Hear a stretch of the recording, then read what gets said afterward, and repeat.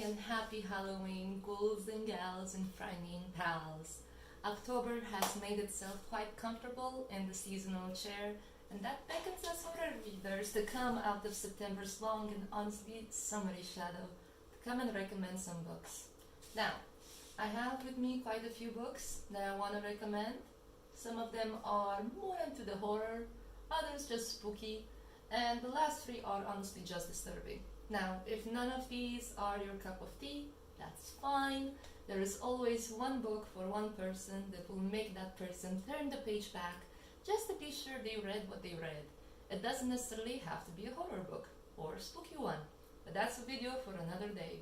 Right now, since Halloween is close enough, let's talk about some books that can make your Halloween or someone else's very spooky and very awesome.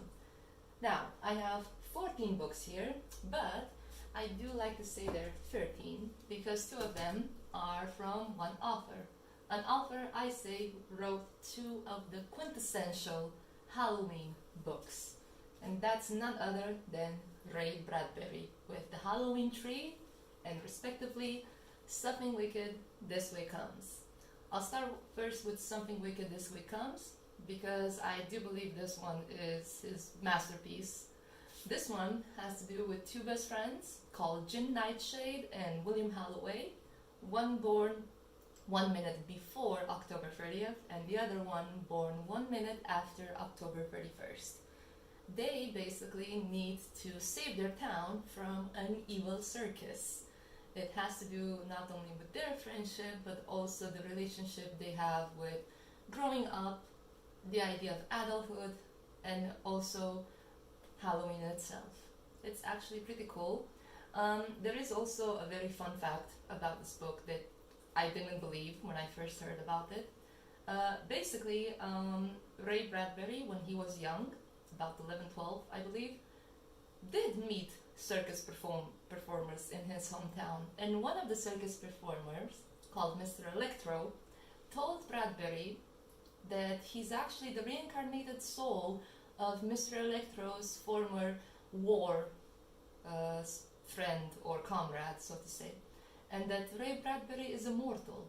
Now, apparently, due to this experience, a few weeks later, Ray Bradbury started writing and never stopped, and in my opinion, has become immortal with works like this and also with The Halloween Tree. Also, fun fact, Mr. Electro is homaged in this book in the beginning when you read it and you meet a certain character who comes to town and first introduces us to the boys. The second one, it's a bit shorter, quite short. It also has illustrations, so it's even shorter than it looks here. This one, The Halloween Tree, most people I assume are more familiar with the movie from Hanna-Barbera, yeah, from 1993. That's actually narrated by Ray Bradbury. This one has to do with 8 boys who need to save their 9th friend on Halloween night, and the saving basically implies that they have to go through time and space through Halloween history to learn why they dress how they dress and why they celebrate Halloween.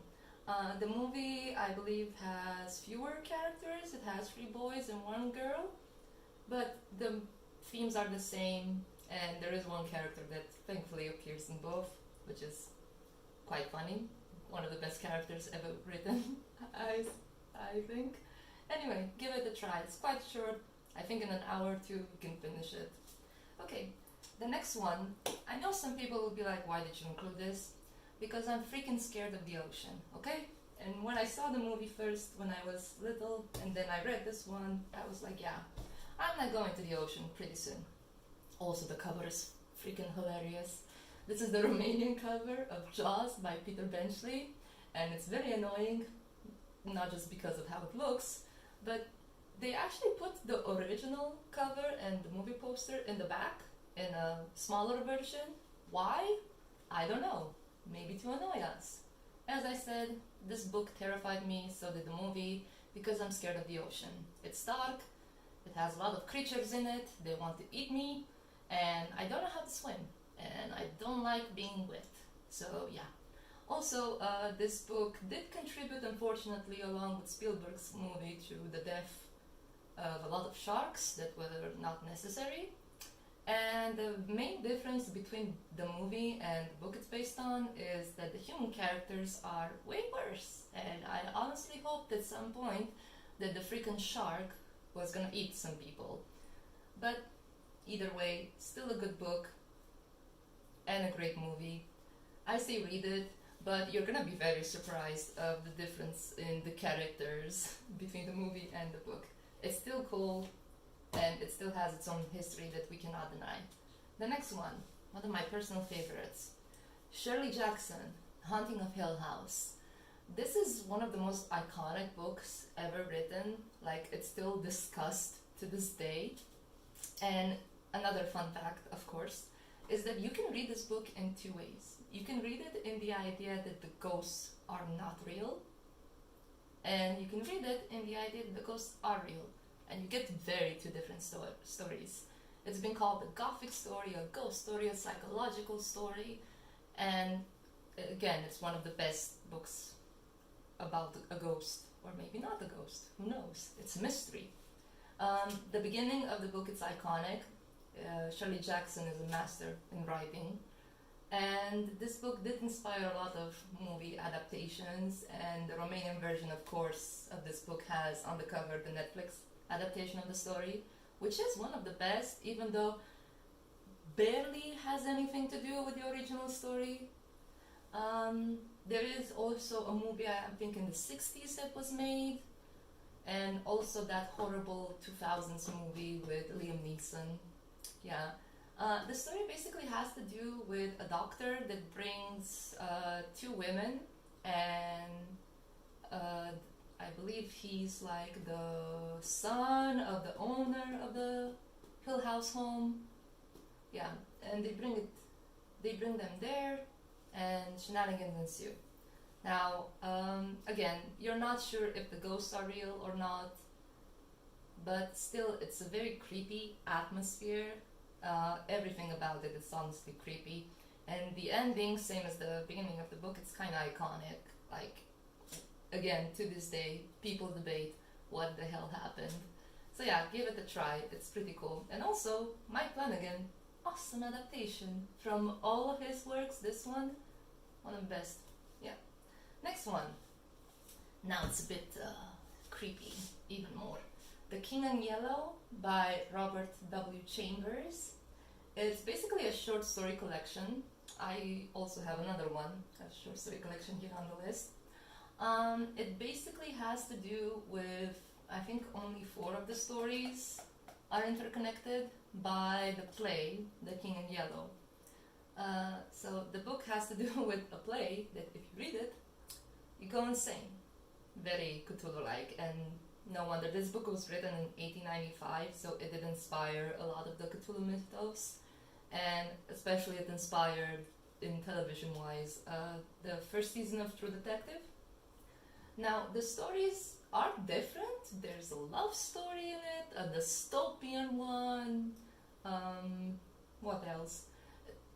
There's also, I think, like the play itself put here, like a few pages. You're not sure, honestly. It's a very confusing book.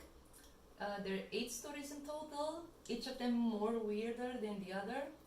And I recommend this if you're like a fan of Lovecraft, for example. This book did inspire him a lot. The King in Yellow became part of the Cthulhu mythos. So yeah, give it a try, but keep in mind it is quite weird. So if you're confused about a lot of things while reading this, it's fine. A lot of us were. But still, it's very unique and it has its own history in horror. So yeah, give it a try. The next one, I don't think it's going to surprise anybody. And this is one of my recent reads. I read this July.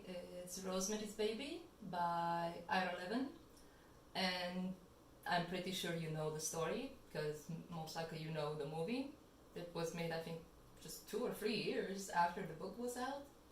It has to do with a woman called Rosemary that's married to the most awful man on the planet called Guy. And basically her husband sells her kid to the most cliche, witchy, Satanist people. Yeah.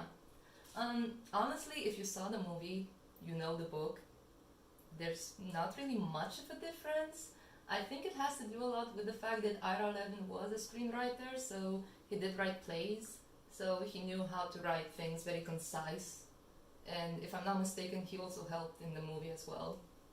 But yeah, if you saw the movie, you basically know the book. The only main difference in the book is that you get more dialogue between Rosemary and her family, and a few more information dumped, but that's pretty much it. It is quite disturbing in the sense that you feel claustrophobic in the book, even though it has the grand New York City that the characters live in. It is quite terrifying because you basically read about a woman who has to give birth to the Antichrist. And the ending is very chilling. It's terrifying, honestly. Fun fact, there is a sequel that was written by the author, I think a decade or so later. Don't read it, because it kind of ruins the whole book. I read the synopsis and I was like, no. Yeah, try it out, Rosemary's Baby. Creepy ass shit. Jesus. Next, Hannibal by Thomas Harris. I think you all know who Hannibal Lecter is. He was played iconically by Anthony Hopkins, although I do hate the adaptation with him of this book. I hate it. The book is the third in the series with Hannibal Lecter. It's the second one that has Khalees Starling in it. It's very different than the movie, FYI, that's why I hate it. Basically, this book shows why Hannibal is the best at what he does. And if you read it and then watch the movie, you're going to be very annoyed. Because the ending is quite satisfactory. I don't even want to spoil it, but it is pretty cool. I think it's the best. After Silence of the Lambs, and also the first book, yeah. The last one, don't read it, Hannibal Rising, it's so awful. But this one is the best, by Thomas Harris, about Hannibal. Absolutely amazing. The things Hannibal does to people, and also to Clarice in this book, Jesus. And also Clarice isn't the nicest person either, and it is very interesting how these two end up together. This book, of course, inspired the movie, as I said. Also the TV show Hannibal. It does have like some scenes from the book, but not much. Of course, that series doesn't really have Clarice in it, so yeah. But if you love the character Hannibal and you want more, read this one. It's amazing, but again, highly disturbing. Next one, more on the disturbing side, it's from Clive Barker, Cabal. I really love this book. It's about a mentally ill guy named Boone who gets framed by his therapist of a murder. And things happen where Boone ends up dying, but not really. He also finds a mystical underworld in the city, and it's very action-packed. It's a bit more thrillery with horror elements. I really liked it, and it is again very disturbing. I mean, if you know Clive Barker, you know he has a thing with body horror, so yeah, it's very predominant in that. And also the killer here is crazy. I don't know how to say it otherwise. It's short, but it's very fun. Try it. I don't know why this cover has a fucking satyr on it, but oh well, what can you do? Try it on. Excuse me a bit. Thank you. Another short story collection. The best short story collection in my opinion. Night Shift by Stephen King. This one is one of the best short story collections, and in my opinion, Stephen King's best short story collection. It has 20 stories here that are absolutely amazing, and some of them actually have to do with main books of his. For example, Jerusalem's Lot, and let's see, there was another one, and One for the Road, that has to do with Salem's Lot. Night Surf, and let's see, is there anything else? Night Surf, I know that has to do with The Stand. It also has here Children of the Corn. It also has one very funny, in my opinion, The Man Who Loved Flowers. It also has The Mangler, which is about a specific machine that kills people. It has The Boogeyman that was made this year into a very bad adaptation of the story. The short story is way cooler. And it also has I Am the Doorway, that is basically a Lovecraft homage in a way. And it has that iconic first edition cover with the hand with eyes. And yes, it does have to do with eyes on the hand. It's pretty cool. And yeah, try it. If you ever want to start with King, I honestly suggest start with his short stories because they're very cool. So yeah, if you need to try some short stories or try King, Night Shift. You will not go wrong. Next, I wanted to include vampires because of course I want to include vampires in everything. And this is also a recent read. And it's the first book. Again, this is a Romanian edition. We don't have the other two books translated, but that's fine. I read them, or actually I listened to them, audio. This is The Strain by Guillermo del Toro and Chuck Hogan. And this has to do with vampires. And it's a very unique story, honestly. It basically has to do with a CDC doctor who has to fight the virus of the vampire. It has 3 books in the series. I think it's The Strain, The Fall, and I can't remember the third one. The Night Eternal. Yeah, The Night Eternal. This was also made like in a TV show of 4 seasons. Horrible show, absolutely horrible. They changed some things that was really not necessary. It also was made into a series of graphic novels. Those were okay, but it's basically the story of the book, so just read the book. If you want to listen in audio, Ron Perlman narrates the first book, which I think is amazing. It is quite a chunker, but it is one of the most disturbing vampire stories I've ever read. They're not at all romantic or kind or anything like that. It's basically the apocalypse happening with vampires. So yeah, find all 3, read them, they're very cool. Don't watch the show, not worth it. Okay, next one. It's a reread, this one this year. It's Lovecraft Country. I have the cover for the TV show that was made. This also has a sequel that came out this year in 2023 in February.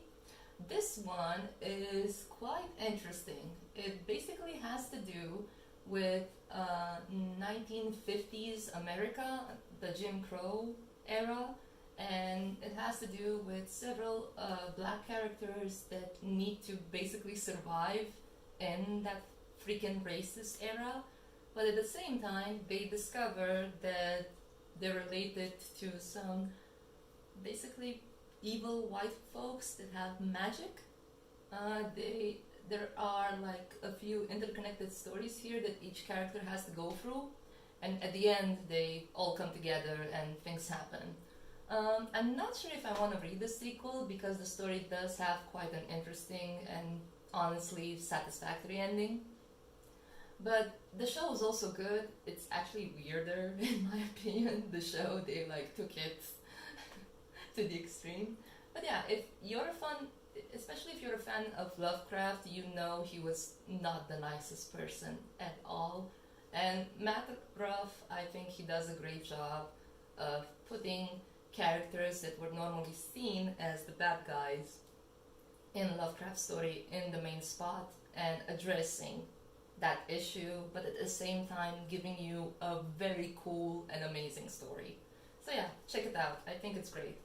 I think I'm gonna check out the sequel because I'm very curious what these characters do because they're quite awesome. Now, we are entering into the disturbing part, and I'll start with what I assume is the least disturbing of them, and this is Pen Pal by Dayton Arbach, however you pronounce it, I'm sorry.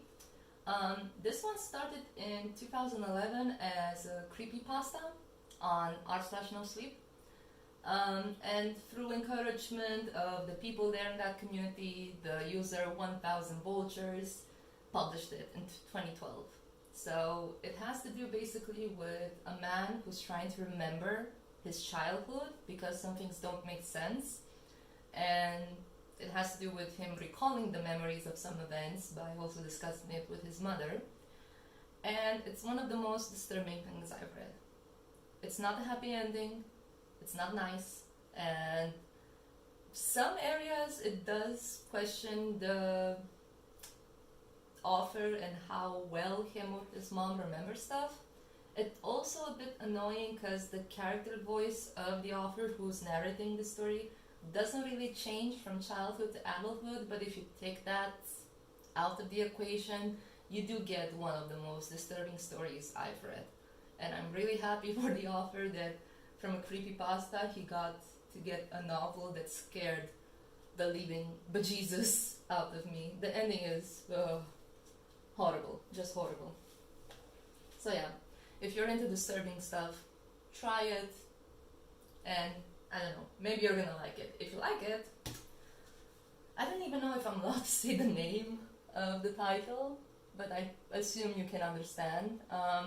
So, this is The Necrophile by Gabriel Whitcop. I do hate that this Romanian edition has like an introduction that tries to put the story in a literature class of love and death combined and stuff like that. No. It has to do with a very disturbing individual. You're basically reading his diary. There's not really much of a conclusion or a beginning in the book. It's like you're flipping through pages of what this disturbing piece of something is writing. It is kind of disturbing because at some points the book is like trying you to make to feel bad for this guy. You shouldn't. It's very interesting because this was first translated in Romanian. It was written originally in French, then it was translated in other languages in Europe, and I think only in 2011 it was translated in English. Yeah, in Romanian I think it was translated in about 2005, if I'm not mistaken, 2007. 2007, yeah. So this one, I doubt a lot of people are gonna read it because again, it has to do with the subject matter of necrophilia, and that's not something people necessarily want to read about. If you're okay with that, sure. It doesn't say specifically what he does to the corpses, so. But one thing I think I do need to say is the corpses are minors. Yeah, so this one is one of the most disturbing, like top 10. And in that same vein of disturbing, I have The Treatment by Mo Haider. Again, one of the most disturbing books I've ever read. This one has absolutely no, the last three actually have no supernatural monsters in it. It's all human beings doing awful shit. This one, I don't want to spoil it, but I don't know if anyone should necessarily read it again. I wouldn't. It has to do with the detective who needs to solve a case of families being attacked. And I can't say more. I don't want to say more. Read this only if you're used to extreme horror. If not, don't, because I honestly couldn't sleep a day after I read this. It's absolutely terrifying to even conceive what these people are going through in the book. And when you realize what happened and what that guy, the killer or criminal, is doing, you're never gonna forget it. I don't think I'm ever gonna be able to reread this book. Or I don't think I'm gonna be able to have kids because of this book. Jesus Christ. Anyhow, if you're okay with reading these two, you're okay with reading this. If not, don't. So yeah, this is my list of spooky books. So, let me know, what's your spooky book? What's your favorite ones? What are you gonna read? What are you not gonna read? Let me know. And if you like this, stay tuned. I'm gonna post some more. And thank you very much